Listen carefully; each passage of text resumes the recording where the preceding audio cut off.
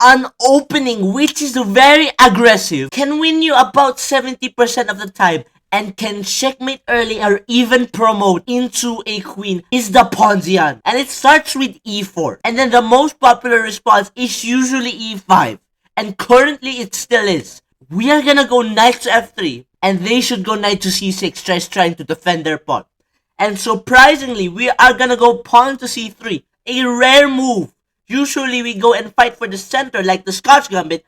But we go for the Ponziani. First, I would like to discuss the second most common move. Bishop to c5 is not only the second most popular move, but the worst move in this position. Pawn to d4 is just gonna obliterate black's position. Because first if they take, and usually they do, we will take back and attack their bishop. So they have to go and check us, and we will have to develop. And they could take us, but usually they don't. And what happens is that we go and push the pawn and attack the knight. They can go back here. We are gonna develop the bishop to d3.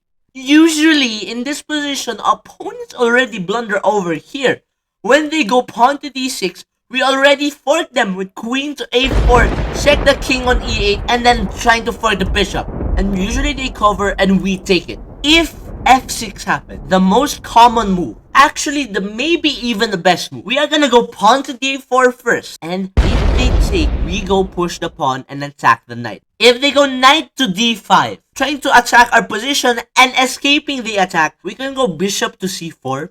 Or we can go for the more aggressive queen to b3. Because what queen to b3 doesn't only kick away the knight into a very passive position, but it also lets us take this pawn on d4. And after those moves, we have this very aggressive attack later on in the board, which can fork black's position. And we will have this crazy position where the queen attacks this, we can fork this, and we have so many threats. But if you guys don't want that, if you want to go much safer, without being much aggressive, you guys can go bishop to c4 and attack the knight instead. So they have to go back knight to b6. We will go sacrifice the bishop on f7. Now what will happen is that if they take, we will check them with a knight on g5 and they have to go back. And we will go castle and they will go bishop to e7. Great, right? And now we are gonna go make a post for our knight. Anyhow and anywhere, your opponents will likely try to kick out this knight on g5 because it's very annoying. And plus, the benefit of this is that we can go queen to h5, checking the king. They can cover, but we just take.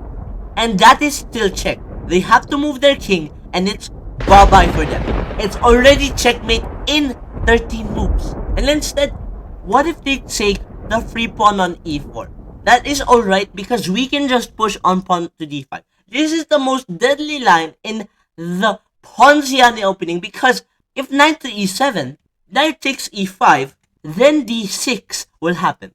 They will be tempted to attack us here on this side. Now this is the killer move. Bishop to b5 comes in, where you check the king on e8. What will happen is that they will block. And the first line is that we take, they take back.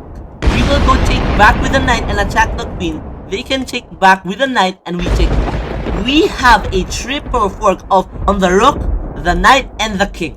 So they might cover with this. The problem with that is, what do you take? The rook or the knight? The knight. Because of the fact, if you take with the rook, you're gonna trade your bishop. And so that's plus 3 points for you. But if you take the knight for free, then you get plus 4 points. Plus 1 point. So you just can't take the knight and have more material and still win in the game. You get the most advantage, plus 3 points according to the computer.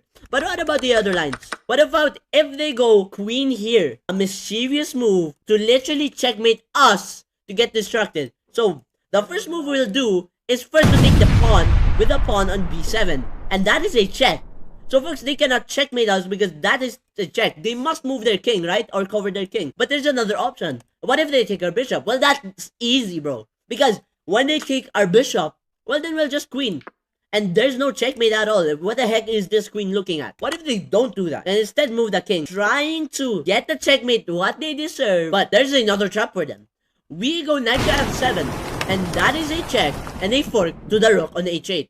And that is a clean fork. Right there. So if they move their king, we could maybe even take the rook. No, we cannot, because this is still mate. And here is the mischievous line. Pawn 6, A8, and we promote not into a queen, but a knight. We fork the queen and the king together. Because if we promote into a queen, that's mate in 1 for you. So I'm not gonna let you guys do that. So instead of promoting it a queen, we're gonna go promote into a knight, and that's a fork. So if they move their king now, we'll take this. It is still attack, so they must move this, and they cannot take this. And so, folks, we just won so much material, plus 19 points. That is too much. You will literally win 100% time after this line. And so, what happens if they go pawn to d5 instead, attacking our pawn on e4? It's a different approach. We'll go here, try to pressure the knight over here, pinning the knight. They cannot move their knight because of the fact that their king will be taken, and that's illegal. So folks, what if they go and take our pawn on e4? We cannot take their knight because of course the knight for a queen is unfair. And so if they take this, we'll just go over here. Take the pawn on e5. The same lines with earlier, but this time without not us taking the pawn over here on this side of the board. Instead, we take the pawn on e5 with the knight. So folks, if they go bishop to d5, reinforcing their knight because it is being attacked by 2 pieces now, well then we'll take the bishop, and then if they take our bishop, we'll just take the pawn and we get a free pawn and a check, and also their bishop is getting pinned. And of course, after these lines, we'll just play normal chess. We actually have the advantage according to the computer here. As you can see, it's plus 1 point advantage according to the computer here. So there's a chance of you winning here, the most advantage of you winning here, and yeah, you are winning here. But just don't blunder the other sequence of the game, okay? So folks, a winning line. Let's go on to the other lines, see what happens. So folks, we'll go back to this line because I forgot one more line over here, and there is this line. If they take our knight instead, well then they are losing to the advantage because after this, that's a check. They will attack. If they go here, well then that's mate in 2 because after pawn 6, c8, promoting into a queen, our bishop is pinning their queen. And so, they cannot do anything. The best move for them is to take the queen over here with the knight. But now it's mate in 1 because of this. They might go here being smart, going to go bishop to d7. Well, folks, we're gonna take with the bishop. And so if that happens, we check them. They got no choice instead to take the bishop with the queen. And so after that, we'll queen.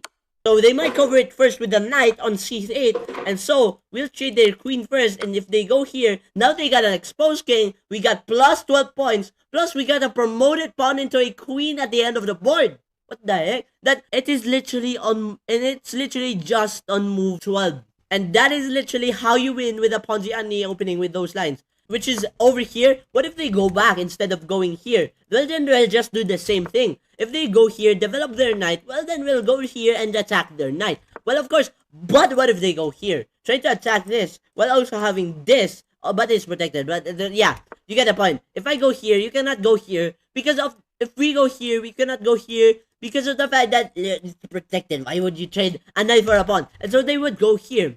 And we'll just literally, from then on, try to break their center of the board. And yeah, we're just winning after that. We got plus 1.7 points. Oh yeah, okay. So what if they go here? This weird line, f6. Well then folks, we'll go bishop to b5, challenging their knight more. And if they protect it with another knight, well then just take the pawn on d5.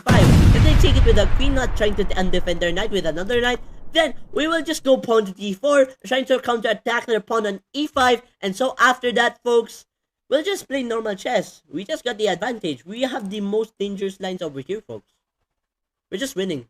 So, folks, there's no doubt you can play this opening. I suggest you really try it because there are a lot of destruction with this opening. And you might win a lot of times with pawn expansion after these lines because this is literally the second most popular opening. I mean, why wouldn't they play it? It's a very natural move and then they, boom, they just get wrecked with the pawn on d4. So, folks, I suggest you try it. If it doesn't work, I suggest you go on Deep Theory, see on the computer what's happening, and maybe you can see mate even there, even more traps.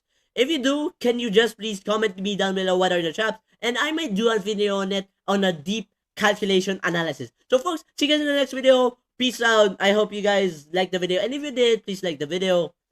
Please subscribe to motivate me to make more videos like this. Peace out. And also, I would recommend you to try out my new videos, my other videos on chess, and you will see there's so much more openings that you can try like this on winning more chess games. So folks, I dare you to try that out, those videos, check it out. So folks, see you guys in the next video. I think that's it. Peace out.